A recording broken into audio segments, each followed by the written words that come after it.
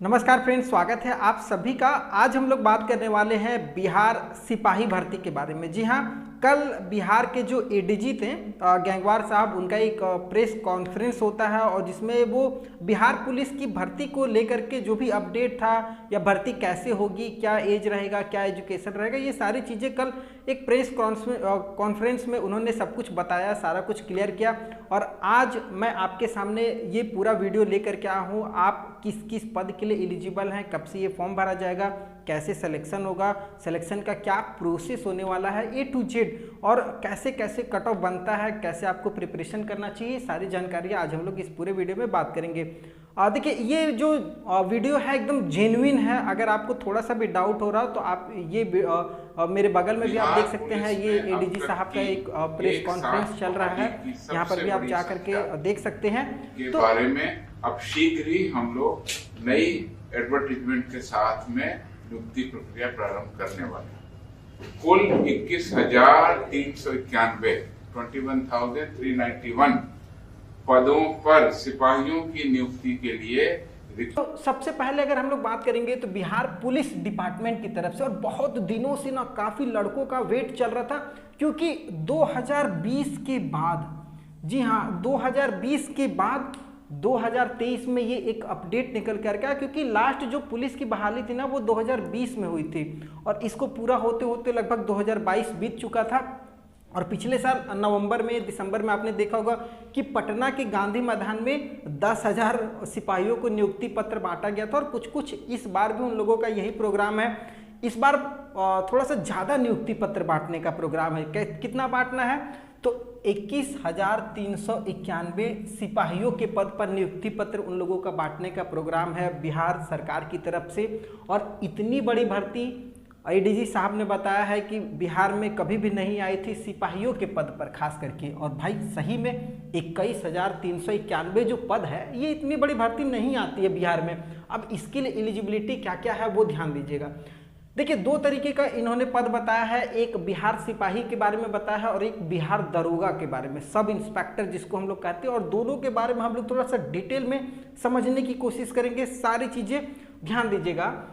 Bihar police सिपाही, जिसको हम लोग कांस्टेबल कह सकते हैं, 21,391 केवल सिपाही के पद पर भर्ती है, जिसमें अगर महिलाओं के लिए बात करेंगे ना तो 35% सीट जो है महिलाओं के लिए आरक्षित किया जाता है बिहार में। ये थोड़ा सा अच्छा है महिलाओं के लिए। लड़कियां ध्यान दीजिएगा, 7,903 जो सीट है ना, ये 21,391 में से 7,903 सीट जो है ये महिलाओं के लिए, लड़कियों के लिए आरक्षित है, ठीक है। और बचा जो सीट, कितना बचा?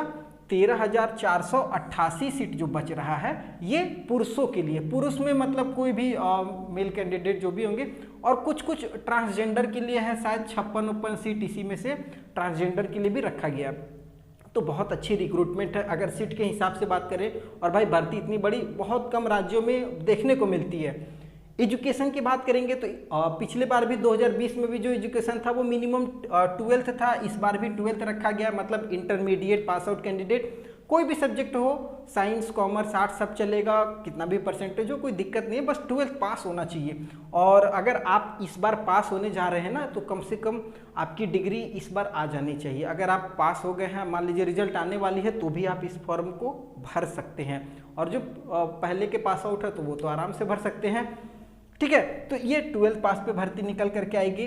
अब एज की बात होती है। एज जो है ना ये बहुत इंपॉर्टेंट फैक्टर होता है, खास करके कांस्टेबल सिपाही में, क्योंकि सिपाही में जो एज होता है ना वो थोड़ा सा कम।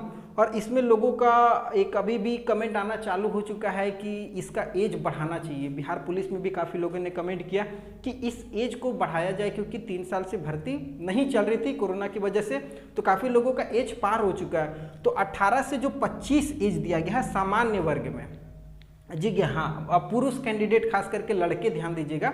अगर आप जनरल कैंडिडेट हैं, जनरल मतलब अगर बिहार के भी जनरल हैं तो भी, और ऑल इंडिया मतलब किसी भी राज्य के, इसलिए कि जो बिहार की भर्तियां होती है ना वो ऑल इंडिया बेसिस पे होती है, तो बिहार के बाहर के या बिहार के कोई भी कैंडिडेट आवेदन करते हैं। तो अगर आप बिहार के या बिहार के बाहर के किसी भी राज्य के हैं, अगर आप जनरल में हैं तो आप 18 से 25 साल आपकी एज होनी चाहिए। और ये एज कब होनी चाहिए, तो अगर 2020 का देखा जाए नोटिफिकेशन ना, तो उसमें कट ऑफ दिया था 1/8/2020 दिया था। इस बार हम लोग 1/8/2023 मान सकते हैं। 1 अगस्त 2023 तक अगर आपका 18 से 25 हो जाएगा तो चलेगा।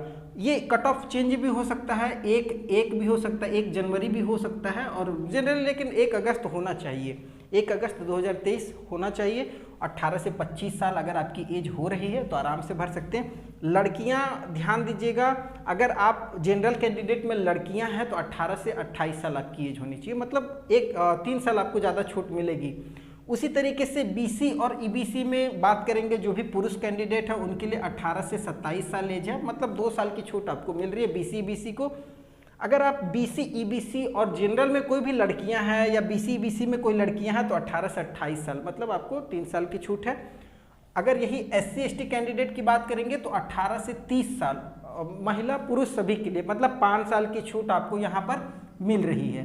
तो 5 साल की छूट यहाँ पर हो गई। जबकि बीसी ईबीसी अगर फीमेल कैंडिडेट भी है, जनरल वाली भी फीमेल कैंडिडेट है, तो आप 28 साल तक भर सकती है। जनरल वाली लड़कियां ध्यान दीजिएगा, आप 28 साल तक भर सकती है, जबकि बीसी ईबीसी में जो भी लड़के हैं वो 27 साल तक भर सकते हैं। तो एज वाला ये जो क्राइटेरिया है वो क्लियर हो गया होगा। बस कट ऑफ में थोड़ा सा डिफरेंस हो सकता है, कट ऑफ कुछ भी दिया जा सकता है। सिलेक्शन का जो प्रोसेस है वो बहुत सिंपल होता है, बहुत सिंपल कहने का मतलब आप देखने में सिंपल लगेगा लेकिन करने में थोड़ा सा टफ हो जाता है। कैसे, देखिए पहले क्या है ना, रिटन एग्जाम रखा गया, लिखित परीक्षा। लिखित परीक्षा जो होती है आपका सिलेबस है, आपका मैथ रीजनिंग वगैरह से इस तरीके के सवाल होता है, ठीक है।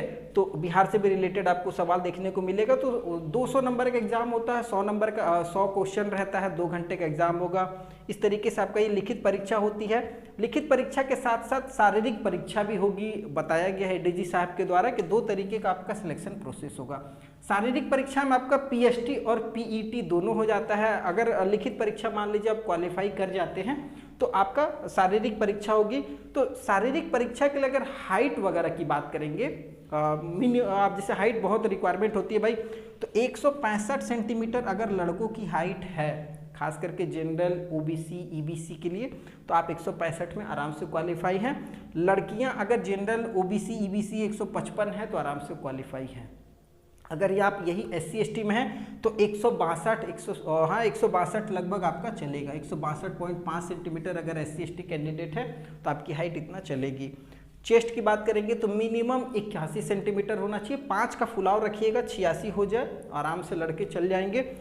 दौड़ इंपॉर्टेंट है, क्योंकि देखिए पिछली बार जैसे आपने देखा होगा ना, जब मेरिट बनी थी तो मेरिट में ना कई हजार लड़के दौड़ में छटे थे।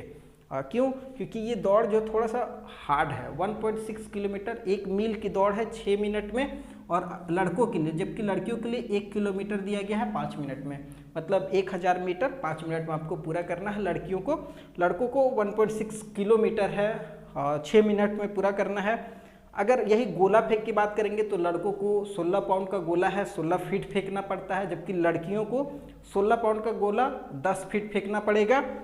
हाई जंप की बात करेंगे तो लड़कों के लिए 4 फीट है, लड़कियों के लिए 3 फीट है। तो इस तरीके से एक सिलेक्शन का प्रोसेस होता है, उसके बाद फाइनल मेरिट बनती है। इसमें अगर कांस्टेबल में कोई कन्फ्यूजन हो तो आप हमें कमेंट जरूर कीजिएगा, और आपका कोई सजेशन हो तो वो भी हमें बता सकते हैं। फी जो है ना, जनरली अगर बात करेंगे तो जनरल या बिहार के बाहर के कोई भी कैंडिडेट है 675 से लेकर के 700 के बीच में फी रहता है। ये ठीक है, जेन्युइन है, चल सकता है। एससी एसटी और फीमेल कैंडिडेट लड़कियां हैं अगर आपका हैं तो 180 से लेकर के 200 के बीच में आपका फ़ी लगने वाला है, और फॉर्म ऑनलाइन के माध्यम से भरा जाएगा तो कोई दिक्कत नहीं है।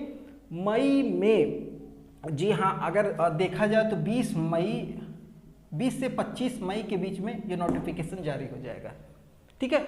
20 से 25 मई में, क्योंकि इसका जो प्रोसेसिंग था वो सब कुछ लगभग सिपाही वाला कंप्लीट हो चुका है पुलिस मुख्यालय की तरफ से, और कुछ दिनों में इसका नोटिफिकेशन भी आपको जारी हो जाएगा।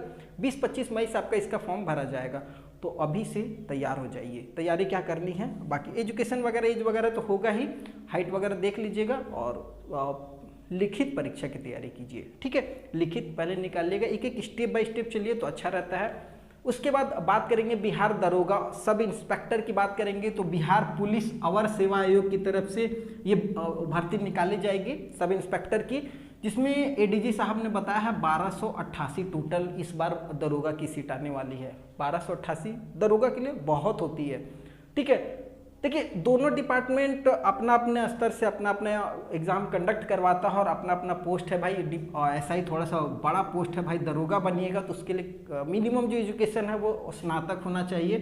ग्रेजुएशन आप किसी भी सब्जेक्ट से हो, यहाँ तक कि अगर आपके पास इंजीनियरिंग की भी डिग्री है तो भी आप इस फॉर्म को भर सकते हैं। और जनरली बिहार के बाहर के सभी कैंडिडेट भरते हैं।